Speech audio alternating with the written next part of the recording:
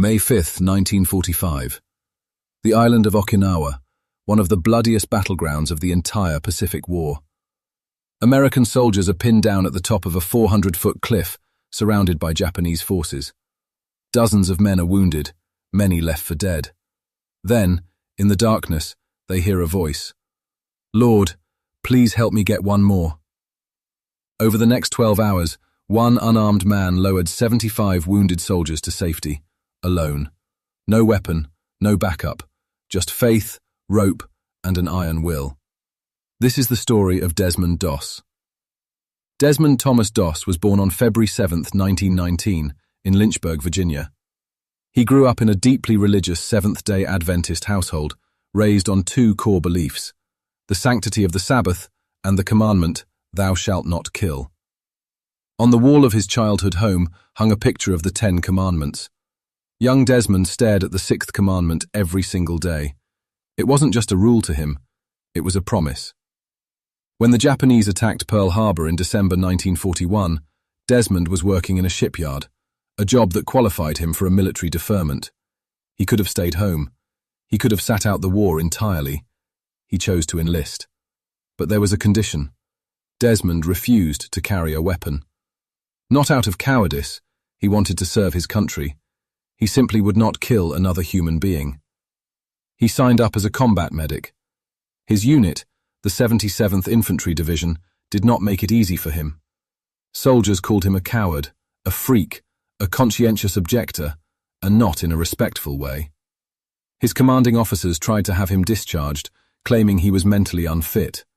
He was mocked, bullied, and ostracized. But Desmond never fought back, and he never quit. He passed every physical requirement, he endured every insult, and when the 77th shipped out to the Pacific, Desmond Doss went with them, Bible in his pocket, no rifle on his back. April 1945. The 77th Infantry Division arrives at Okinawa as part of Operation Iceberg, the largest amphibious assault in the Pacific War. Their objective, the Maeda Escarpment. The soldiers called it Hacksaw Ridge.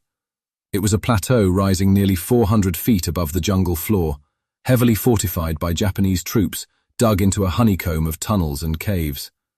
Every soldier who climbed the cargo nets up the cliff face knew they were climbing into a killing ground. The first assaults were catastrophic. Men were cut down within seconds. Artillery, machine gun fire, grenades. The Americans took the top, and then lost it. Took it again, lost it again. Through all of it, Desmond Doss moved through the chaos without a weapon, pulling wounded men out of the line of fire, dragging them away from gunfire, bandaging wounds under live fire, refusing to stop. Then came the night of May 5th. The Americans were ordered to fall back. The Japanese had launched a massive counterattack. Soldiers scrambled down the cliff netting as fast as they could. The wounded, the men who couldn't run, were left on the plateau. Every other soldier retreated. Desmond Doss did not. Alone on top of Hacksaw Ridge, surrounded by Japanese soldiers in the darkness, Desmond began moving from body to body, finding the living, treating their wounds, and then, at the edge of the cliff, he lowered them down, one by one. He had fashioned a makeshift lowering system using rope, a simple double loop technique he tied himself. Every man he pulled to the edge, he secured and let down 400 feet to the soldiers waiting below. And after each one, he prayed the same prayer. "Lord, please help me get one more." He said it over and over, all night long. By the time dawn broke, Desmond Doss had single-handedly saved 75 men. He didn't stop there. Over the following days, he continued treating the wounded under fire.